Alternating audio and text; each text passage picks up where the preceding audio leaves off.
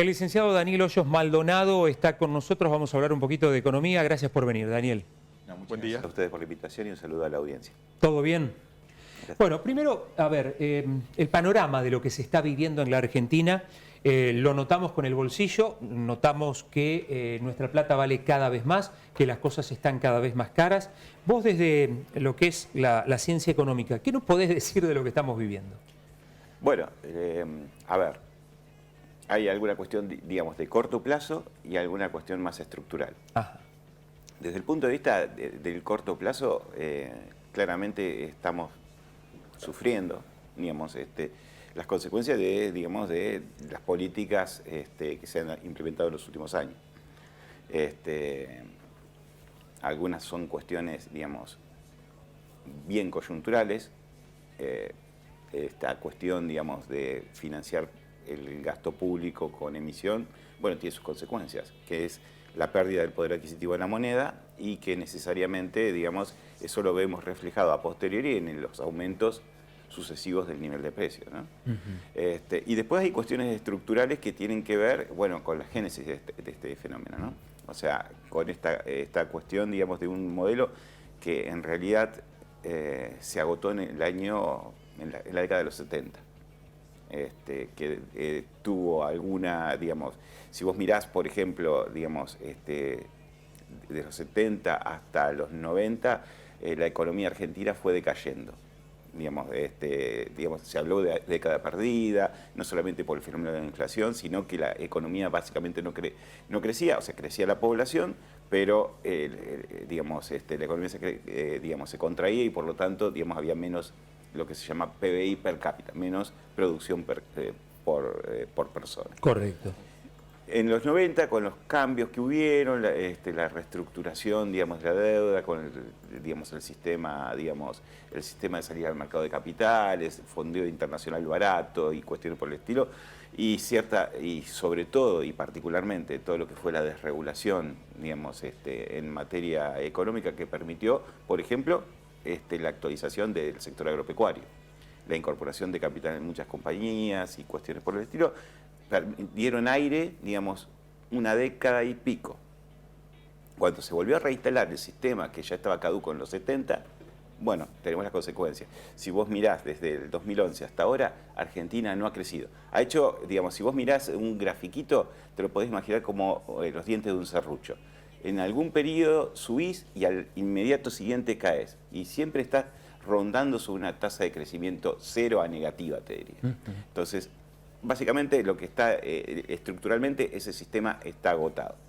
Entonces, y no es solamente una cuestión monetaria, es una cuestión de sistema productivo que involucra, digamos, cuestiones tales como la regulación de las actividades económicas, la vinculación con el mundo, el funcionamiento del sistema judicial y la protección de los derechos de propiedad. Como consecuencia de todo eso, viene lo que pasó, básicamente, arrasar sobre la moneda y agotar, digamos, el ciclo del peso. Un ciclo que está agotado hace 50 años, en los 70 estamos hablando, ¿no? Exactamente. ¿Cuánto tiempo más puede aguantar un país con un modelo agotado? En realidad, digamos, si vos repasás la literatura, digamos, sobre todo de muchos autores institucionalistas, como Acemoglu, North, digamos, que han escrito sobre esto, vos vas a encontrar, digamos, un diagnóstico inicial, digamos, de estos autores que sostenían, no hablando de Argentina, sino hablando, digamos, a nivel global, que los sistemas tendían, digamos, a tener ciclos negativos, pero que podían revertirse, digamos, porque llegaba un piso y luego, digamos, había rebote. Posteriormente se fueron revisadas esas teorías, digamos, y hay obras bastante interesantes como para leer, incluso algunas de divulgación, por ejemplo, ¿Por qué fracasan los países?, de este autor Acemoglu y Robinson, en la cual cuentan básicamente que los sistemas con instituciones extractivas, como las califican ellos, o sea, instituciones que no funcionan, pueden persistir en el tiempo. O sea, yo te diría, no hay tiempo. Vos podés optar, entre comillas, claro, digamos, o sea, como clase dirigente, podés optar en seguir permanentemente en un sistema decadente. ¿Y cuál sería la consecuencia para el grueso de la población de ese país? Las consecuencias las estamos viendo, digamos, no solamente en la caída del nivel de vida de la gente que vive en nuestro país, sino también, por ejemplo, en las altas tasas de emigración. Eso es un pronóstico muy típico de este tipo de teorías, en el cual, digamos, me remonto hacia unos cuantos años atrás, había un autor francés que se llamaba Thibaut, que decía que la gente terminaba decidiendo o terminaba votando con los pies. ¿Qué significaba eso? Cuando empezaba a apreciar que el sistema no tenía expectativas hacia el futuro, emigraba. Y eso es lo que estamos viendo. Digamos, yo creo que esa es la principal consecuencia del sistema, que ya tuvimos varias oleadas emigratorias. Cuando fue un país, digamos, que en su momento, a partir de la consolidación, digamos, del sistema, digamos, de la década del 80, de 1880, sí, sí. Digamos, tuvo corrientes inmigratorias muy importantes. O sea, ahora estamos viendo el fenómeno inverso, no con la intensidad que se vivió la inmigración, pero sí, digamos, como una tendencia muy fuerte. Sí, hay un goteo ahí importante, ¿no? Exactamente. Y bueno, en muchos casos, hay mucho recurso humano e intelectual que migra, ¿no? Formado acá y que termina por ahí prestando su trabajo, su intelecto afuera. Por eso, digamos, ese elemento es crítico, porque básicamente, si uno se piensa en términos de cómo se genera la producción, más allá de la producción específica, no estoy hablando de la producción de tazas, sino en general, uno tiene que recurrir a distintos factores de la producción. Uno de esos factores de la producción, como siempre, y muchas de las discusiones en torno al capital, digamos, cuando hablo de capital hablo de bienes concretos afectados a la producción, pero también se habla de recurso humano. Y cuando hablamos de las dos cuestiones, de la combinación de las dos, hay dos factores fundamentales. Uno es la tecnología, digamos, que puede producirse o adquirirse, pero por otro lado, digamos, algo que cuesta mucho producir, que es el capital humano, porque es un proceso de producción, digamos, que no se inicia, digamos, cuando uno es adulto, sino se inicia propiamente, digamos, en la fase inicial, digamos, en la familia y, digamos, todo el ciclo que comienza en la escuela, digamos, en el jardín. Sí, sí, sí, sí. Está el licenciado Daniel Hoyos Maldonado charlando con nosotros, hablando de economía. Y estamos hablando justamente en un año eleccionario y esto evidentemente también tiene seguramente su incidencia dentro de la economía, dentro, por supuesto, de lo que le pasa a cada uno de los argentinos y a cada una de las empresas argentinas, ¿no? Exactamente, sí. Bueno, básicamente, digamos, los años electorales en las últimas décadas, te diría, han sido periodos de shocks. Siempre lo hemos vivido recientemente, también digamos, en el gobierno anterior, cuando estuvieron, digamos, las elecciones, digamos, de cambio, digamos, de gobernantes. En cada caso, digamos, han sido siempre choqueantes. ¿Por qué? En mi opinión es porque, digamos, precisamente no se pueden anclar expectativas, no hay perspectivas comunes, viste que a veces se habla, digamos, de que algunos países tienen como políticas de Estado. Claro. Acá entra todo en debate, digamos, pero y particularmente lo que no queda en debate son las cuestiones más las que se tendría que cambiar realmente. Sí, sí, sí. A ver. No, para el próximo bloque dejamos el tema dolarización. Exacto, yo creo que es un tema muy interesante. Y bueno, ¿cómo engancha eso de la dolarización eventual con, bueno, lo que decía recién, políticas de Estado, ¿no? Yo pregunto, y lo dejo para el próximo bloque, ¿se ha malversado en este último tiempo? ¿Hemos devaluado la palabra dolarización? Lo charlamos en el próximo bloque, o no, a lo mejor no.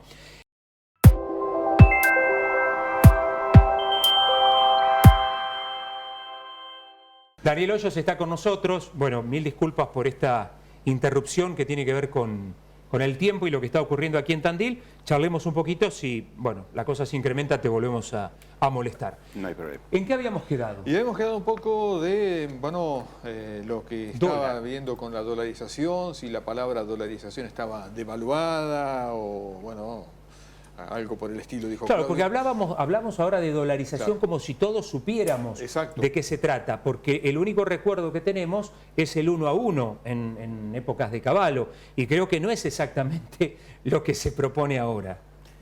Bueno, a ver, sí, claramente, digamos, una cuestión es la convertibilidad, donde hay un régimen de lo que se llama tipo de cambio fijo, donde hay una moneda local y una, digamos, que está vinculada en una determinada paridad, que en ese caso era 1 a 1, con una moneda extranjera de referencia, que es, digamos, básicamente el dólar. Un fenómeno, digamos, que acompañaba la dolarización era la posibilidad, digamos, de realizar contrataciones directamente en moneda extranjera. Digamos, algo que en nuestro contexto está básicamente prohibido. Entonces, digamos, a ver, hay dos cuestiones que hay que tener en cuenta cuando hablamos de dolarización. Dolarización es un régimen monetario en el cual un país, digamos, toma como moneda, digamos, de circulación una moneda emitida por un banco central de otro país, en este caso la Reserva Federal de Estados Unidos. Ese es un posible modelo, digamos, en el cual usualmente, digamos, cuando se formaliza, digamos, existe un convenio directo entre, digamos, el país y digamos, del cual estamos hablando y, digamos, con Estados Unidos, la Reserva Federal. Entonces, donde hay aprovisionamiento de moneda, el modelo es el ecuatoriano, por ejemplo, donde media un acuerdo directamente. Un modelo alternativo, digamos, donde, digamos, que es un fenómeno de dolarización de mercado, en el cual el fenómeno de dolarización de mercado, en cierta medida, en Argentina ha regido durante muchos años, en el cual básicamente la moneda que existe en Argentina es el dólar, y para los intercambios donde es, digamos, el curso forzoso, digamos, está planteado, se utiliza el peso.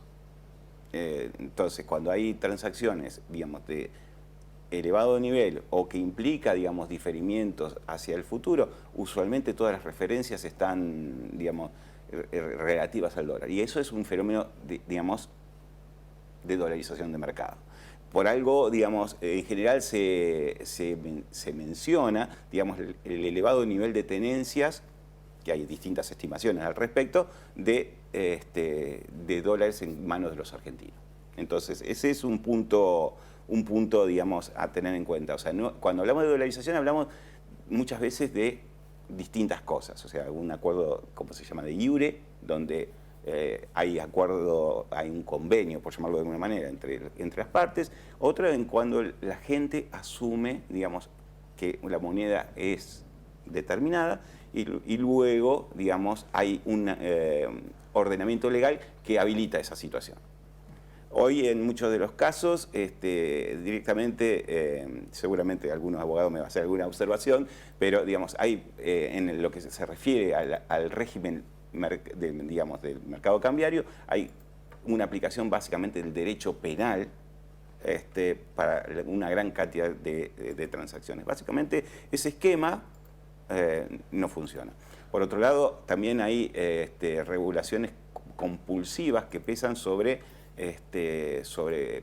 ciertas personas, por ejemplo los exportadores, que están obligados a liquidar, digamos, o sea, obligados a entregar esa moneda extranjera al gobierno digamos, a una tasa que se le ocurre al gobierno. Entonces, digamos, antes de hablar de una dolarización de iure, como habíamos dicho, o sea, digamos, de un convenio, hay que arreglar todo ese tipo de cuestiones si se quisiera avanzar hacia eso, porque hay otras experiencias en las cuales, digamos, han habido resoluciones luego de inflaciones elevadas e incluso hiperinflaciones. No solamente estamos hablando de la convertibilidad, sino el caso, por ejemplo, de la reforma monetaria alemana de 1948, en la cual se da por terminado un ciclo de determinada moneda, se instala otra con nuevas reglas institucionales que hacen que eso funcione. Y de hecho, en 5 años, Alemania, por ejemplo, digamos, volvió a crecer como si no hubiese pasado la guerra, por llamarlo de alguna manera. Entonces, pero eso es una parte. Hay un conjunto de cuestiones que hay que alinear para hacer una reforma monetaria que yo creo imprescindible. La pregunta de fondo es, ¿hay que hacer una reforma monetaria en Argentina? Sí, definitivamente. No puede existir este sistema que hoy rige. ¿Cuál es la opción? Distintas. Hay distintas opciones. Y dentro de ese esquema, digamos, la dolarización sería una alternativa, pero no necesariamente la única. Hablar de dolarización en un país que tiene 30, 40 tipos de cambio distintos y con, bueno, una dispersión realmente muy amplia, además del 110, 120%, ¿es serio? No, lo que no es serio es la existencia de todo ese esquema cambiario que ni siquiera lo puede dominar, entre comillas, de quien lo crea. Digamos, genera un montón de desequilibrios, inequidades y cuestiones que, digamos, precisamente el que tiene que ser custodio de las equidades y la justicia, que es el Estado, es el que lo genera. Entonces, cualquier modificación del régimen cambiario y monetario en Argentina tiene que ver, como paso inicial, resolver ese tema. Resolverlo, digamos, de forma satisfactoria. ¿Qué significa de forma satisfactoria? Simplemente mirar el mundo cómo funciona y elegir las mejores opciones. Precisamente, mira, anualmente el Fondo Monetario hace un trabajo estadístico que consiste en, digamos, emparentar, digamos, recopilar de los 192 países que, digamos, tiene entre sus asociados, cuál es la combinación de política monetaria y régimen cambiario que rige en cada uno de los países. Sistemáticamente Argentina aparece en un grupo de 6 que es otros y otros. Hay modelos, te podría decir, hay determinadas combinaciones que son las óptimas, asumiendo un régimen cambiario y por lo tanto una política monetaria. Nosotros estamos en otros y otros. O sea, eso no puede funcionar. En la medida que no salimos de ese esquema y vamos hacia algún esquema. No me estoy pronunciando por ninguno en particular, simplemente estoy diciendo, digamos, miremos el mundo, y, digamos, funciona de esta manera, digamos, veamos los pros y los contras de cada caso y se aplica eso a largo plazo. ¿Cuál es la condición previa si uno quisiera tener un banco central, por ejemplo? Y bueno, precisamente la independencia de ese banco central y la designación, digamos, de quienes están, digamos, a cargo de la definición de la política monetaria, digamos, en base a la idoneidad y en base a criterios estándares, digamos, excesivamente elevados, por llamarlo de alguna manera. Y si se dolariza, ¿quién determina y bajo qué parámetros a cuánto se dolariza? Es decir, ¿cuál es el parámetro del dólar que se debe tomar? ¿Quién lo debe decir y bajo qué parámetros? No, básicamente es como fue en el caso de la convertibilidad. Hay una ley del Congreso que tiene que establecer el nuevo marco monetario que va a regir en un país. Entonces, pero eso obviamente, como te decía, si se hace, digamos, de iure, va a requerir un convenio y va a haber ciertas pautas que no es tan sencillo, digamos. Correcto. Bien. La maquinita tendría que desaparecer. La maquinita debería desaparecer en cualquier esquema, bajo cualquier hipótesis. A ver, no desaparece completamente, digamos, suponte si mantienes una moneda local. ¿Por qué? Porque depende cuál va a ser el criterio que vas a manejar en términos de la definición de política monetaria. Entonces, lo que debería desaparecer más allá de la maquinita es la discrecionalidad digamos, de quienes conducen la política. Del uso. De quienes definen, o sea, a ver, nosotros hemos tenido muchas experiencias. Por ejemplo, digamos, hemos tenido en algún caso, digamos, un presidente del Banco Central que amanecía y definía cuál era el tipo de cambio. Eso no puede pasar. Por otro lado, digamos, una política errática en cuanto la política de emisión, sin ninguna regla, en función del criterio de no se sabe quién. Eso tampoco puede ocurrir. Entonces, ese tipo de cosas son muy significativas. ¿Por qué son muy significativas? No solamente por lo que estamos sufriendo, que es el tema inflacionario, sino también porque, digamos, como habías planteado al inicio, las empresas tienen que calcular, no pueden calcular en incertidumbre. Digamos, no puede haber una dispersión, digamos, tan notoria, digamos, de señales en el ámbito económico. Entonces, la verdad es que, digamos, si no se ordena eso, es muy difícil. Ahora, en el contexto actual existen varias cuestiones centrales que hay que resolver. No solamente, digamos, cuál es la moneda que va a ser la unidad de cuenta o, digamos, en definitiva, en cuál se van a hacer las transacciones, sino hay que resolver, digamos, una cuestión, en mi opinión, fundamental, que es sanear el Banco Central. No solamente en términos de conducción institucional, sino en lo concreto que es su pasivo. Hoy la estructura del pasivo del Banco Central y de activos, si quieres. Digamos, la estructura del Banco Central tiene, digamos, dos grandes componentes. Lo que se llama la base monetaria, que es básicamente los billetes que uno ve en circulación, los encajes que depositan los bancos, y el famoso tema de las LELIQ. El tema de las LELIQ es un tema muy serio, muy complejo. Porque es todo deuda. Es todo deuda del Banco Central y es deuda que básicamente se redime emitiendo. Hoy, digamos, en un año, esas LELIQ, digamos, acá hace unos días, era el 6, el último dato, había crecido en un año 144%. Y, digamos, tal como está el sistema hoy diseñado, la verdad es que también inhibe ciertos usos de política monetaria.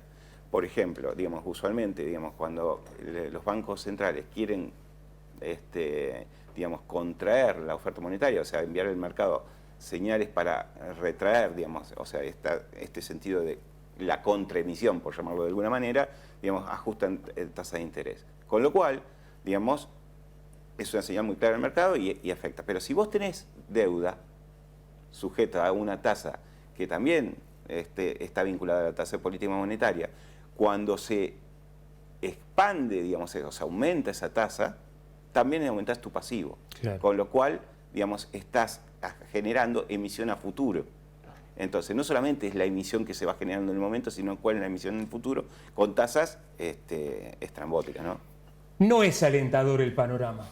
Menos mal que después viene Carlos Fernández a ponernos una cuota de optimismo. 2 millones por mes. 2 billones por mes. Lo que cuestan las LELIQ. Claro. Lindo. Que alguien había dicho que iba a frenar con las LELIQ para darle plata a los jubilados, ¿no? Claro, es verdad. Si no me estoy equivocando. Bueno, lo seguimos con Carlos después en el próximo bloque. Daniel, muchísimas gracias bueno, por molestarte hasta acá, por ponernos en autos de estas cuestiones. No, muchas gracias a ustedes por la invitación y también nuevamente un saludo a la audiencia. Gracias, muy Daniel. amable. El licenciado Daniel Hoyos Maldonado ayudándonos a entender la economía.